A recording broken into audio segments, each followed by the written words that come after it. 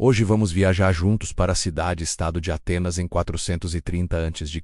A joia da Grécia brilha sob a liderança de Péricles. A cidade é um símbolo vivo da democracia, da filosofia e da arte. O Partenon, recém-construído, se ergue majestoso na Acrópole, testemunhando o orgulho de um povo que moldou a cultura ocidental. Pelas ruas, cidadãos em suas túnicas brancas caminham, filósofos debatem nas praças e artistas dão vida à pedra, esculpindo a perfeição. A vida pulsa em cada esquina, mas por trás de toda essa glória, a tensão cresce. Esparta e seus aliados, sentindo-se ameaçados pelo poder ateniense, desafiam a cidade, dando início à devastadora Guerra do Peloponeso. Para proteger seu povo, o visionário Péricles toma uma decisão drástica. Todos devem se abrigar dentro das longas muralhas que conectam Atenas ao seu porto. A estratégia é resistir, usando a frota para garantir suprimentos e sufocar o inimigo. O que era um refúgio, no entanto, rapidamente se transforma em uma prisão. Milhares de pessoas vindas das vilas do interior se amontoam em casas simples, pátios e qualquer espaço disponível. A cidade, projetada para uma população muito menor, agora sufoca.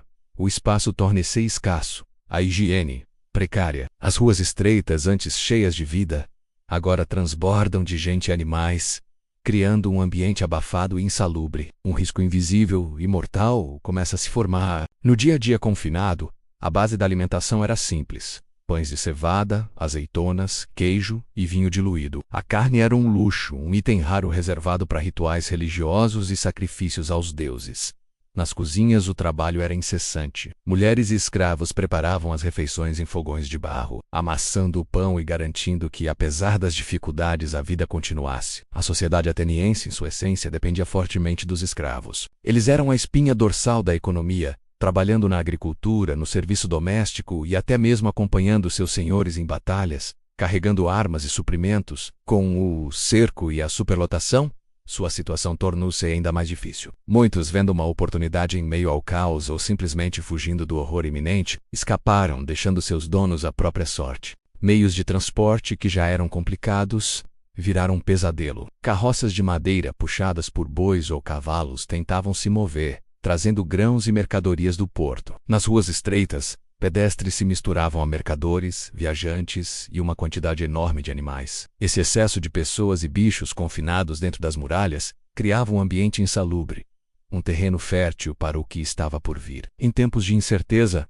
a fé guiava os atenienses. Rituais e sacrifícios de animais eram feitos em honra a deuses como Atena, Zeus e Apolo, na esperança de garantir proteção divina.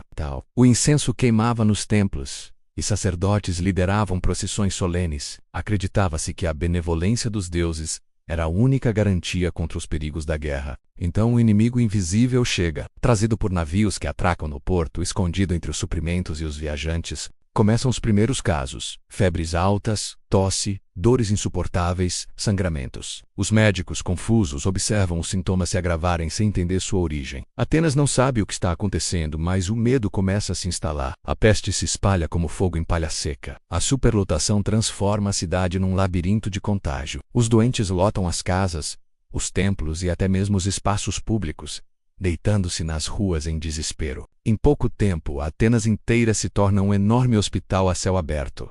Um cenário de sofrimento e agonia por toda parte. Os médicos da época tentam conter o mal com os conhecimentos de Hipócrates, o pai da medicina. Eles aplicam sangrias, prescrevem dietas e usam ervas na tentativa de equilibrar a saúde do corpo. Mas de nada adiantava. A doença é implacável e muitos dos próprios médicos são os primeiros a sucumbir, caindo ao lado de seus pacientes. O saber racional, o orgulho de Atenas, não encontra respostas para a catástrofe. Para muitos, a explicação era óbvia.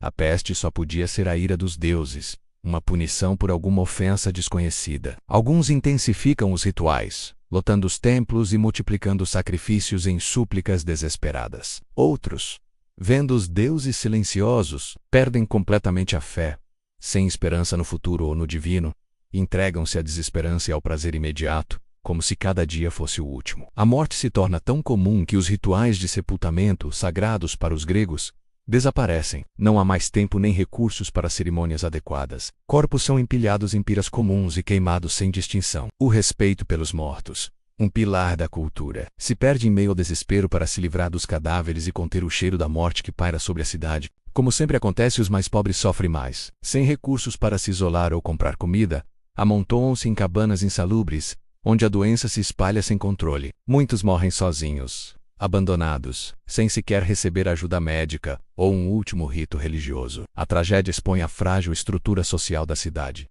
Nem mesmo os guerreiros escapam. Os hoplitas, orgulho do exército ateniense, caem vítimas da peste antes mesmo de empunhar suas lanças contra Esparta. Soldados fortes, treinados para a batalha, são derrubados por um inimigo que não podem ver ou combater. A confiança na vitória contra os espartanos enfraquece a cada homem que tomba doente.